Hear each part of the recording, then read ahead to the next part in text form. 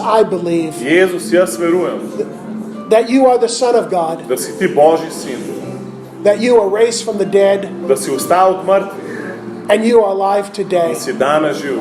You are my Lord and my Ti Savior. si moj Gospod in rešitelj. You told me Ti si mi povedal, you will never leave me nor da me forsake me. nikoli ne zapustiš. Thank you, Jesus, Hvala ti, Jezus, that we work together, da skupaj delamo, we live together, da skupaj živimo, we love da together skupaj ljubimo in this world. v tem svetu. Thank you, Jesus, Hvala ti, Jezus, for empowering me da si mi dal moč with God's grace, z Božjo milostjo His mercy, in usmiljenjem, to fulfill the will of da God. izpolnim Božjo voljo In Jesus' name. v Jezusu imenu. Amen. Amen. Amen. Amen. Hallelujah. Hallelujah. Aleluja. Now, would you turn to somebody A se lahko do nekoga obrne and just say, I love you, in mu God loves you. rečeš, what? Say what? I love you and God loves you. Ljubim te in Bog te ljubi. Just grab somebody and say, I love you Vem and God koga in mu loves you. reči, ljubim te in Bog te ljubi. Amen. Amen.